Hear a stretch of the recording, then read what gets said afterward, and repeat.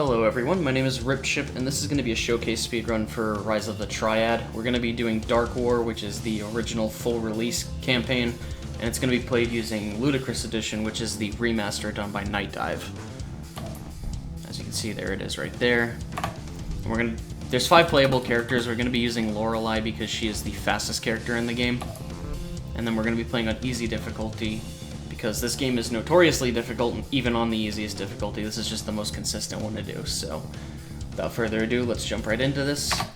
And the beginning of the run is pretty straightforward, so this is a great time to explain some basic mechanics of Rise of the Triad.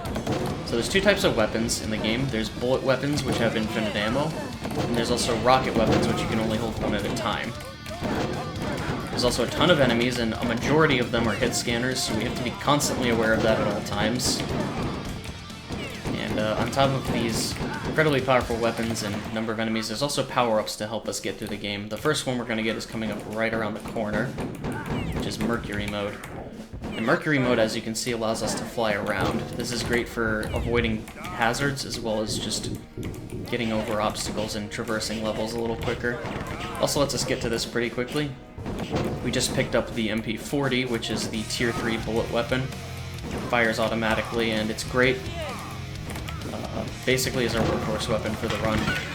Lets us take out weak enemies very quick, it lets us stun enemies relatively easily, and it also is great for destroying obstacles. We also picked up bulletproof armor, because there's 2 types of armor in the game. The bulletproof armor in particular is very helpful because it prevents you from taking any damage from hit scan attacks.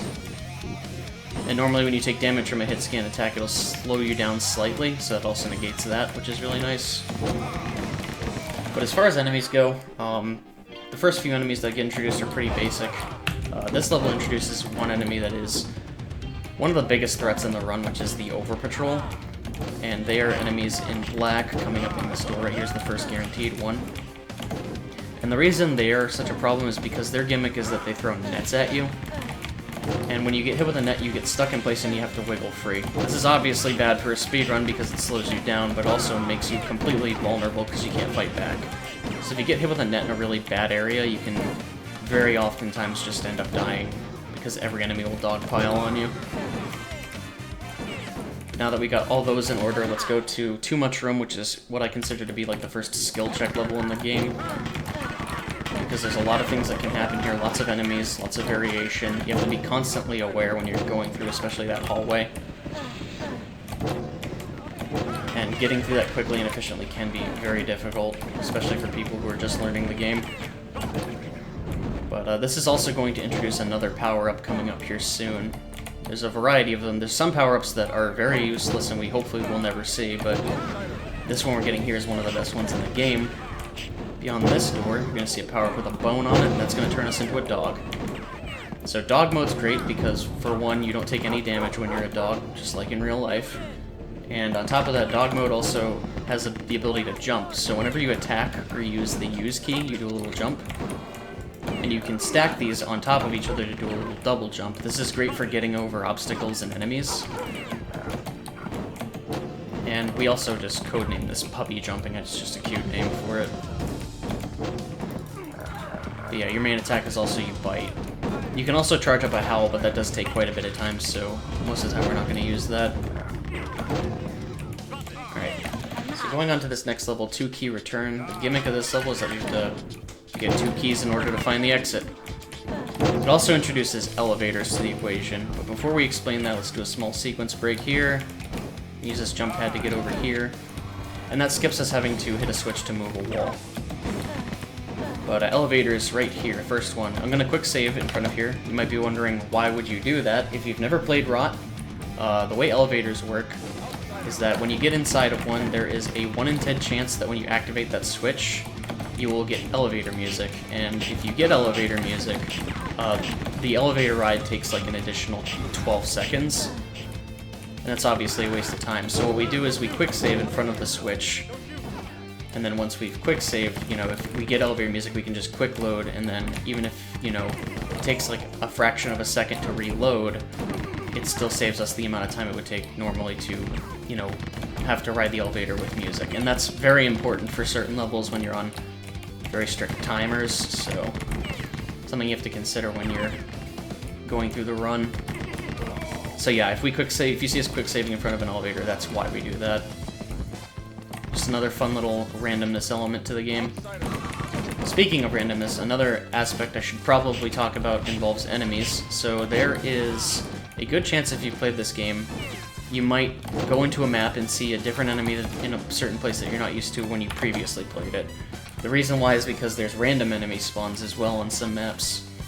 And the way those work is that whenever it's a place marker on the map is put for the random enemy spawn, what will happen is it will either spawn no enemy at all, or it'll pick a random enemy that's already on the map and then duplicate it in that spot. So it'll be very different each time you play each map.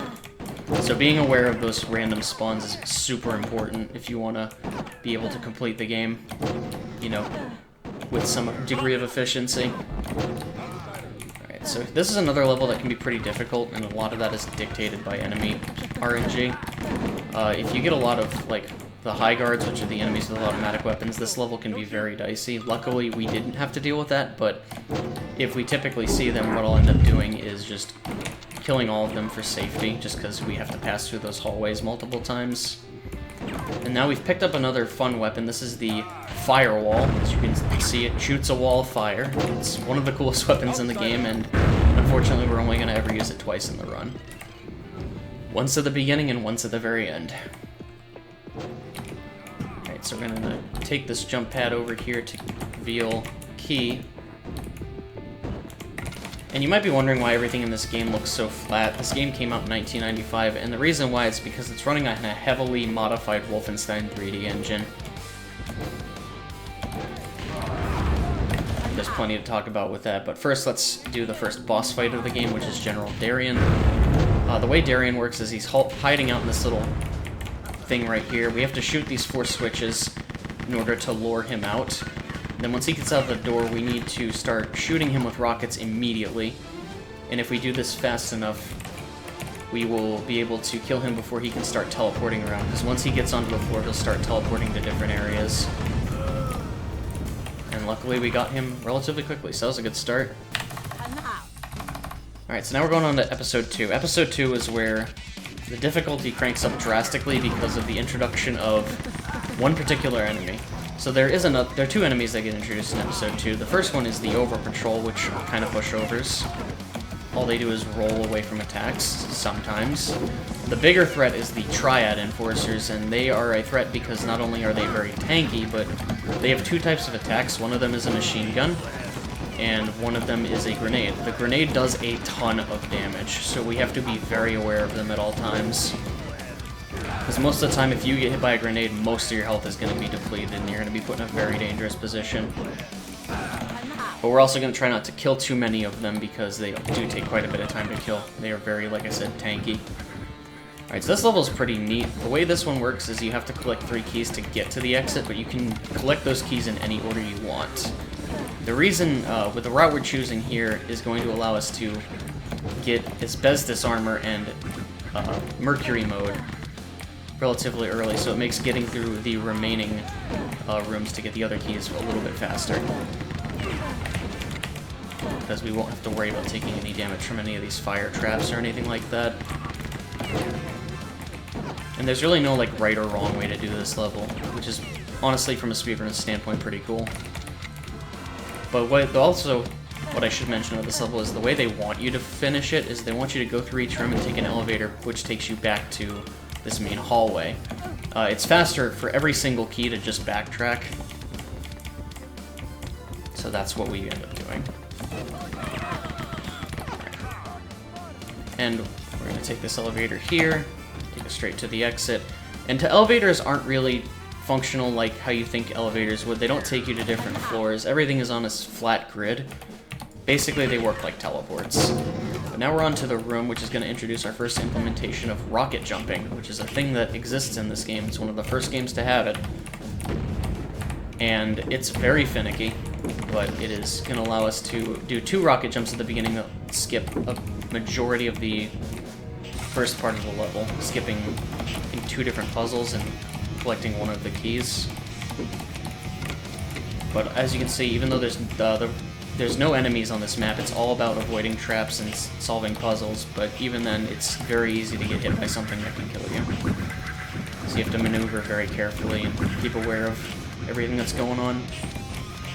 Now, the real danger is in this level right here, spiraling in. This is one of the scariest levels in the run, especially early on, because there's a lot that can go wrong here. And all of it is pretty much dictated by RNG. Lots of hazards, lots of random enemy spawns. Luckily, we didn't have to worry about Triad Enforcers. If you get one of those, this level becomes very, very dangerous very quickly.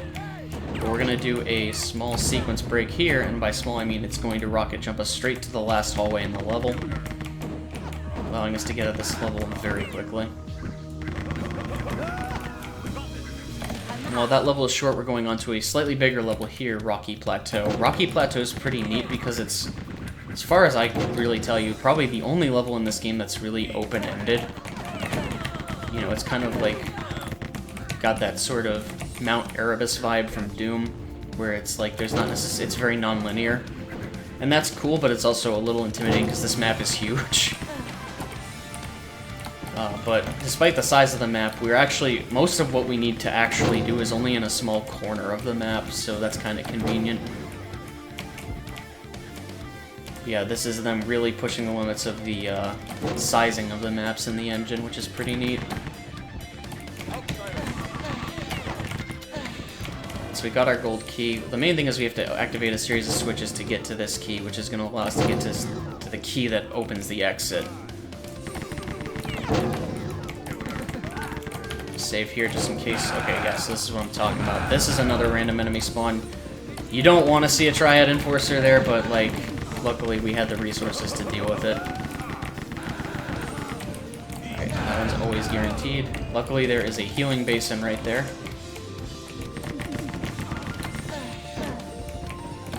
And the reason we, you know, sometimes you'll see me just ignore enemies or just stun them. The reason we kill certain enemies, like the Triad Enforcer there, is because I know they're going to be a problem if I don't take care of them. Alright, so coming up here is one of the coolest maps in the run, or at least for episode 2, I should say. I hit this to reveal a move wall here. Now this level can be pretty difficult, depending on what kind of enemy spawns you get. These are pretty okay. Lots of traps you have to avoid, but luckily we have this push wall here which reveals Spezthis armor, which is this armor that prevents you from taking fire damage, which negates a majority of the hazards in the game. You can still take some damage from explosive attacks, but it will be heavily mitigated. And it also lets us do that sequence break there, which allows us to get to a further part of the map. Normally, I said this is one of the coolest maps, but in the early days of running this used to be one of the worst maps in the game, because of a certain room we had to get to collect a key that had a ton of dangerous enemies in it.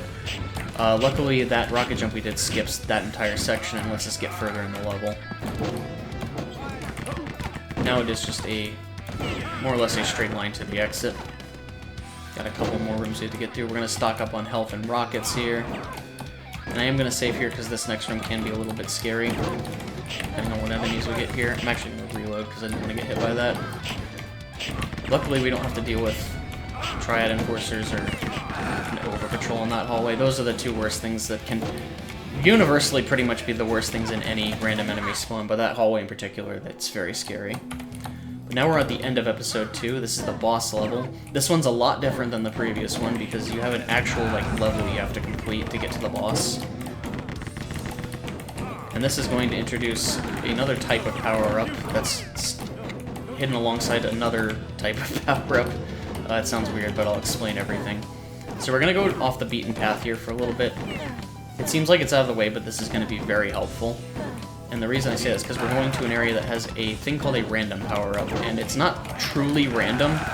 All the power-ups run on a cycle. However, it's very fast, so it basically feels like luck. And what we want to get here is God Mode, which hopefully won't take too long. Fortunately, like I said, it's kind of just chance-based. There we go. So God Mode is great. God Mode makes you completely invulnerable to any damage, but it also lets you shoot these balls of magic, which will insta-kill most enemies. I say most, so keep that in mind, that's very important. But this is going to let us get through the actual level portion of this final level of Episode 2 relatively quickly and relatively safely. You can do it without doing the power-ups, however it's a little bit more random and a little bit scarier. There's a lot more enemies you have to contend with, a lot more hazards. And, like, realistically, it is, you know, even with bad luck, the time difference isn't that much different, and it's a lot safer to do it this way. So, I said that most enemies can be killed with God Mode. That also applies for boss fights, so the boss is dead in one hit. Pretty fun stuff. But while he's dying, I'm going to wait for this power-up to run out so I can pick up this rocket launcher. This is going to be very important for the start of the next level, which is going on to Episode 3. And Episode 3's gimmick is that it introduces robots. And they are very interesting because they can only be killed with rocket weapons. So, whenever you see a robot, you either have to just kind of run past it, or you have to use rockets to take it out. There's another type of robot enemy called the Ballista Craft that actually can't die, and we are luckily never going to see it in the run, ideally. But this level is also tricky because it's very much a level about cycles. So the way these moving walls work is move walls all run on like the same timing every time you get onto the map. There's no randomness to it, because they all start in a specific point on the map and move at the same speed. And there's certain move walls we want to beat before we get to the end of the level in order to clear the level as quick as possible. This can be a little bit tricky, but it's not good. I don't like that. That's fine. Hopefully we'll be able to get there in time. Gotta watch out for that wall. That wall can kill you if you run into it. We're gonna go down the world's longest hallway here. And then we're going to do a rocket jump over a spin blade so we can get through this section a little bit faster. Not like that. There we go. Alright, so now we just have to get past this. Hopefully it'll be enough time. Just barely made it. Okay, so we almost could have died there, but we made it. And we got what I consider what is called the goat cycle. Basically, you want to get to that hallway by the time that wall is coming at you so that you can bypass it without having to wait. Okay, so this level is kind of dangerous, but luckily there is a God Mode power-up right here at the beginning that we can use to mitigate pretty much the entirety of any danger on this map. And also a fun fact about God Mode is when you use God Mode, you don't have to worry about the elevator music. It'll never play. So that's pretty neat. Alrighty. So we're going to shoot this ball here strategically and go through everything there while picking up the key. Pretty neat little strat there. Oh, shoot. I ran a little too far forward there, that's fine. But as you can see, there's like all these obstacles, all these enemies, and we don't have to worry about any of them because we can't die. Speaking of dying, the next level is called Dead in 5 Seconds. You can actually die in 2 if you're not careful, but luckily we didn't have to worry about that. Alright, so we're going to take out these robots because otherwise they will pose a threat. Alright, we got bad RNG here.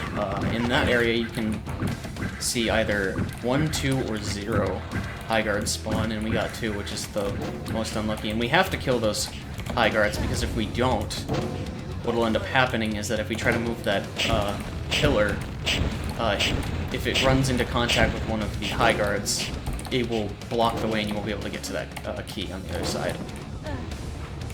And now we're moving on to my favorite level in the run, Clear and Present Danger. It's also one of the only places we're going to pick up the knife because it's right there at the beginning. This is another level where cycles are important. I'm going to go for something very tricky here. If I get it, it'll be awesome. If I don't, not a big deal. Alright, I am going to play a little bit safe. Okay, I didn't get it, so I'm not going to go for it again. Basically, we want to try and beat that firewall cycle. I got a little unlucky because the high guard was doing a lot of damage there, but we'll just play it safe this time. The big thing with Episode 3 is it's got a lot of areas that are very dangerous, especially the further in you get. But yeah, we'd have to normally wait on this, and if you can get past this, it's a little bit faster and it looks really cool, but it is very tight on timing. Alrighty, and we're gonna mitigate the majority of the danger on the rest of this level by picking up this dog mode power-up. drinking this basin right here.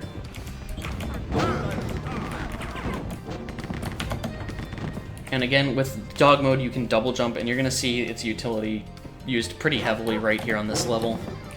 Like, we can jump over these barrels without having to destroy them. And then on top of that, we can go over to this area, and normally you have to hit a bunch of switches to reveal this key, but we can just jump over all the pillars and collect the silver key. Very convenient. Oh, I got stuck on something, that's fine. Alright, but yeah, by doing that, it saves a lot of time, and we can get to the end of the level while still in dog mode, so once we get dog mode, the rest of the level is pretty much a cakewalk. Alright, so we're going on the Angry Quilt. Angry Quilt's going to be another level where we have to use the random power-up. You can do it without it, but it's a lot safer to use the random power-up, and the nice thing about it is that you can beat this level with either dog mode or god mode. So there's 4 different items you can get on a random power-up, and because you can get 2 of them to finish the level, it turns the 25% chance of getting what you need into 50%, so it's basically a coin flip. And we can restock our rockets here. Alright, that's not what I wanted. There we go. Dog mode's good. Like I said, you can do this with dog mode or god mode. God mode is a little jankier because you have to do a rocket jump with your magic ball, but we might have to do that later on anyways. But dog mode is definitely the one that makes this level a lot easier. Typically I prefer dog mode just because it makes most levels where it's an option easier, and just because dogs are awesome, but... Alrighty. And so here we're going into another room where there's a maze we have to get around, but we can simply just jump over it with dog mode. Hit the switch to get the key.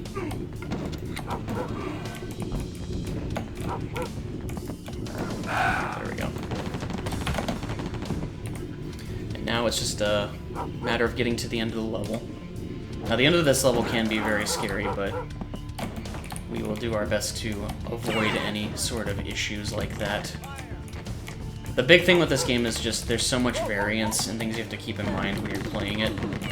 And that's not an easy thing to do, it's something you definitely have to build over time, but having played this game for several years, I'm familiar with the majority of the different outcomes. Alright, so now we're going on moving walls. This is what I consider to be kind of the hardest level in the run. Just because there's so many dangerous areas. So this hallway can be very dangerous if you get a random spawn that gives you an Triad Enforcer. This section right here is a bunch of moving gads that have really weird collision properties that are hard to explain, but you can get stuck very easily. Oh, there's 2 of them, wonderful. As you can see, these guys take a lot of damage normally. And we're gonna save here just because this hallway is dangerous. And what's funny is we're going here to get a bulletproof armor, which is going to help with half of the problems on this map. The other half are all going to be explosive, so we have to be very cautious. With this hallway full of robots, we do not want to get hit by them. I'll wait for that rocket to pass. But luckily with the bulletproof armor, we'll at least be able to not have to worry about taking hit scan damage. But I'm going to be saving through all these hallways just in case, because things can go, and I cannot stress it enough, things can go very bad very quickly here. Oop, didn't mean to do that. That's not a big deal. Heal up right here. You want that, though. And now time for the last really scary room in the level, which is this area. There's a ton of enemies, a ton of things that can go wrong.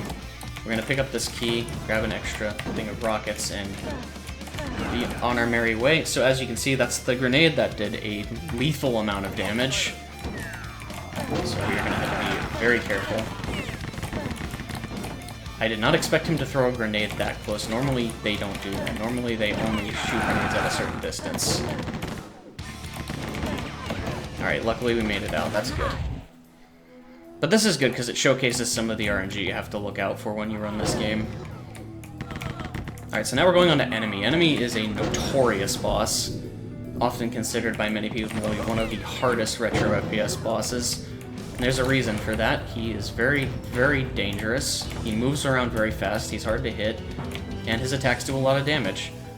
And he's also very unpredictable, but luckily we've developed a way to sort of mitigate that. Hopefully we get it here. We're basically trying to manipulate an enemy's AI so that he approaches us at a certain angle. He didn't really do what we wanted, but that's okay.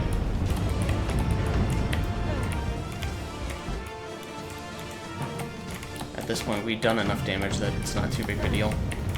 And yeah, while it wasn't a perfect enemy fight, that was enough to defeat him quickly. We just need to make sure we get an extra bazooka before we get into the next episode.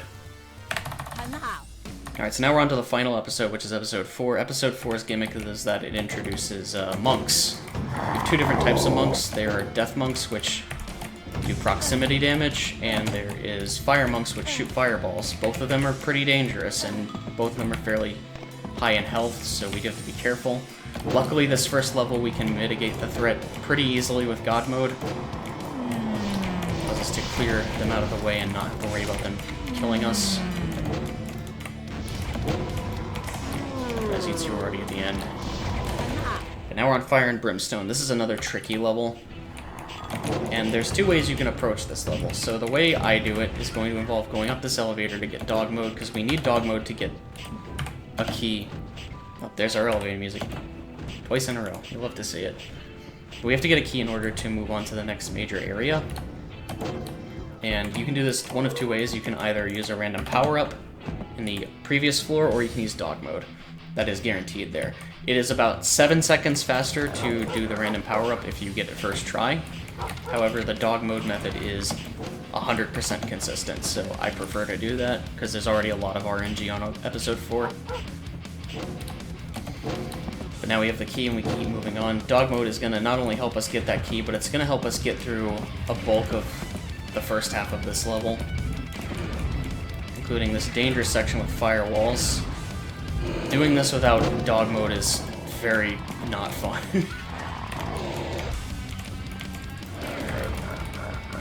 Gotta get out of the way. Wait on this elevator here.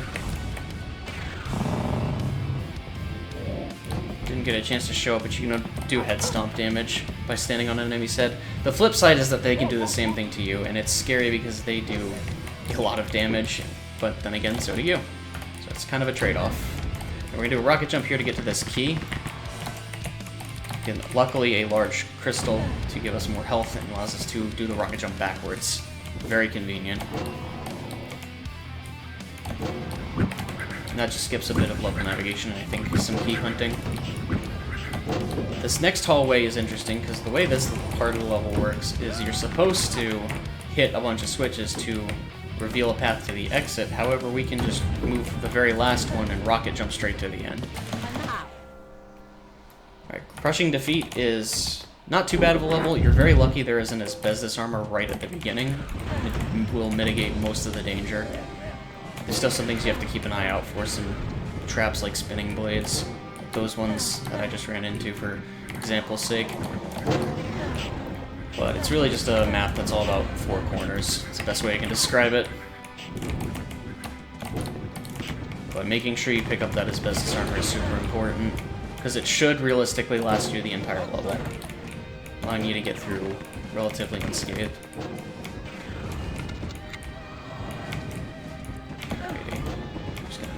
This hallway to get to the exit. And without asbestos armor, this hallway can be very, very dangerous, but again, we have it, so we are good to go. Alright, so we're coming up on another coin flip random power-up. We can beat this level with either dog mode or god mode. Hopefully, again, we get dog mode here. That would be preferred. Okay, cool. And this is another level I prefer to do with dog mode. You can do it with god mode. You just have to do a janky, magic ball rocket jump. And it's cool when you do it, but it's just so much easier to beat this level with dog mode. It also lets you get around all these obstacles a lot easier, and it also lets you avoid having to hit these jump pads, which is a little slow.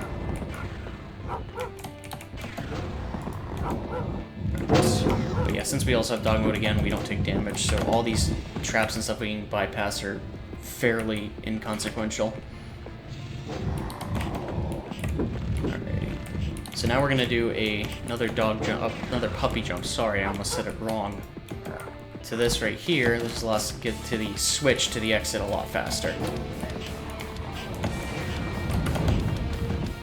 Actually moving through this level pretty quickly.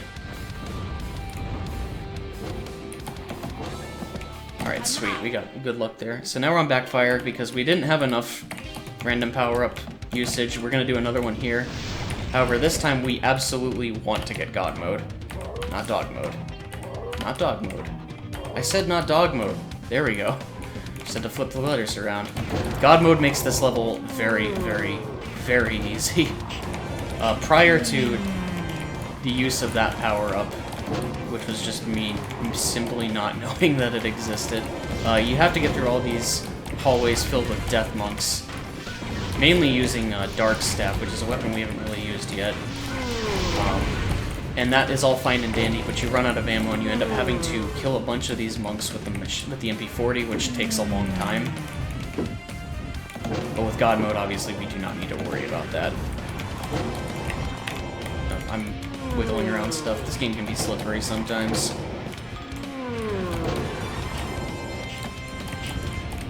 God mode's also going to be very helpful for getting around these traps here. I got really unlucky because the monk was in the way. But again, since I can't die because I've got God mode, we don't have to worry too much about it. And even if we run out of God mode, we have dog mode right here. So we can continue to get through the level without having to worry about dying. We do have to watch out for this door right here, though. Sometimes if an enemy spawns on that other side of the door, if we're not careful, we can actually get stuck inside the door, and that's not fun. But we're at the end of the level. So now we're on to Circles of Fire. Circles of Fire is kind of like a build-up level. It's very basic. There's one very tricky maneuver we have to do in like the main area of the level. It's just a very open, very like multiple rooms. There's not a whole lot that goes on this map. Just have to watch out for these big walls of fire. And then we're gonna be careful here. Oh shoot, I did not mean to do that. Whoops. My finger slipped, I meant to hit quick save. Whoops. Alright, there we go. So we're gonna shoot this here and we're gonna line ourselves up correctly so that we can maneuver through these areas here. And the reason this is tricky is because those firewalls are closing in. And the reason we want to get past them is because of this asbestos armor we picked up, because without it, this level is very, very hard. You have to play very cautiously, and now we get to see this giant green text story right here. But yeah, while that maneuver is difficult, the payoff for it's very worth it, because you don't have to worry about too many things. Alright, so now we're on to the Lair of El Oscuro. We're at the end game. So this is not the actual final level of the game. This is our first time we're going to encounter the main villain, El Oscuro, but the boss fight for him is very unconventional, and once we get to that, we'll tell you why. I got hit by something from behind that did a lot of damage. That must have been a fire monk. But this level's pretty tricky too. There's a lot of danger, as you could very easily tell. I got shot in the back, and now I'm under half health, which is really not too bad because there is some health I can pick up. But this is one of those levels where you really have to know enemy placements and stuff, because there's a lot of things that can kill you if you're not careful.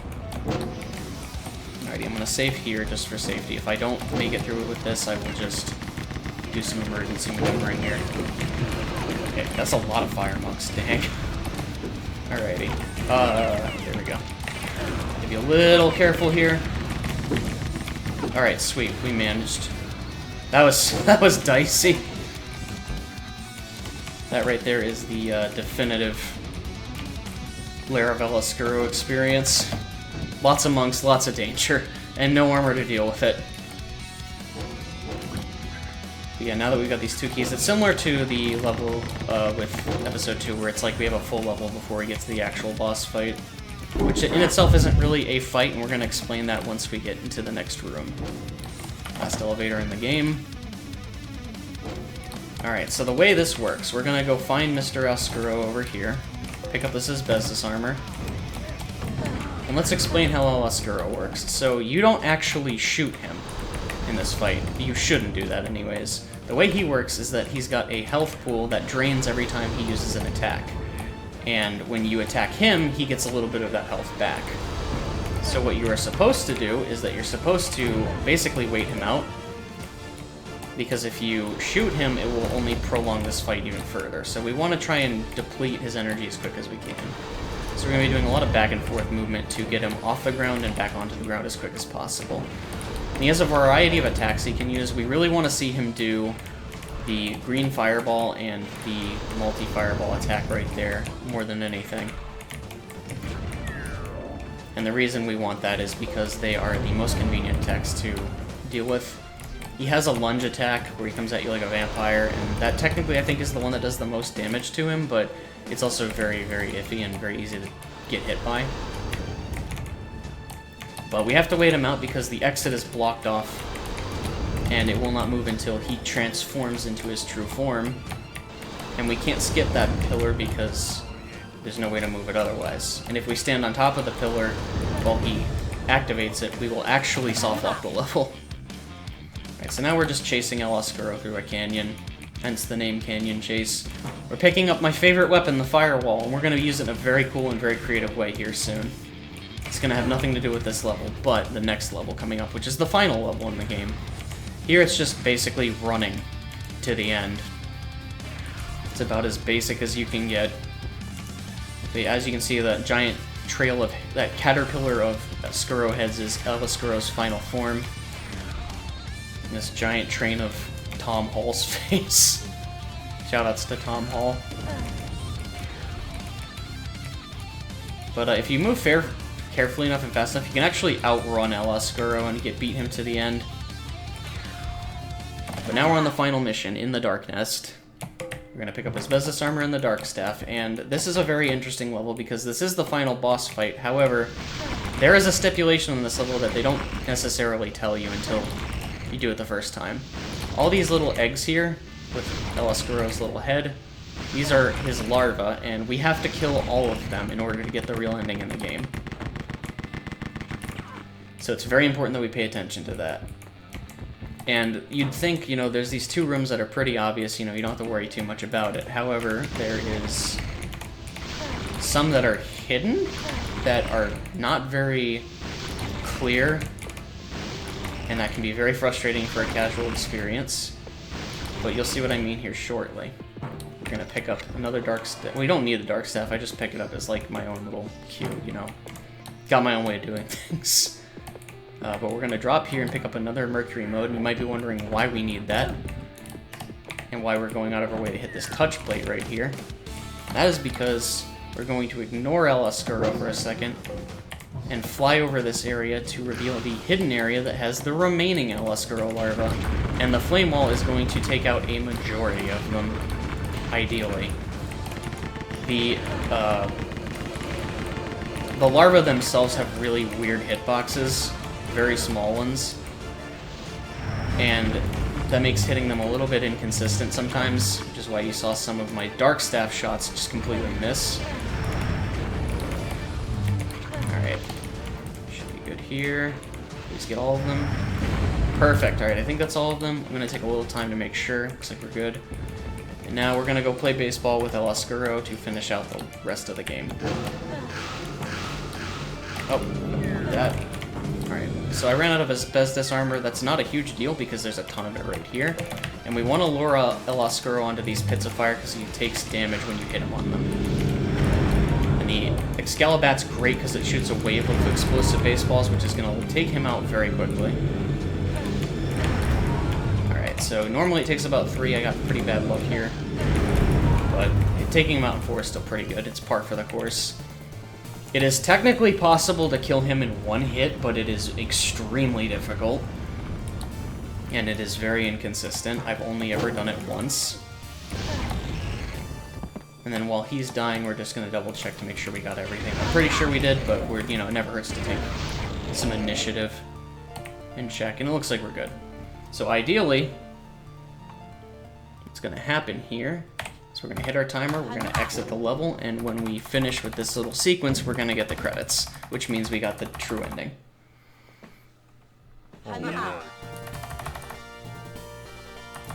Alrighty.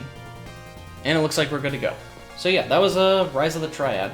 Pretty decent run for a no reset. I played a little safe in some areas and did get unlucky in some other ones, but this is about a par for the course run. On average, you'll get a run about 38 minutes, so that's good. But I do have an estimate for 45 just on the off chance that things go wildly out of control or some sort of bugs happen. This game does have some unfortunate glitches and bugs that are detrimental to the game, but, you know, they're very uncommon. But either way, 38 is about the average time I'll get for this on a no reset. But I hope you guys like this. Hopefully we get to see this at SGDQ, and yeah, stick around for more speedruns in the near future. Cheers.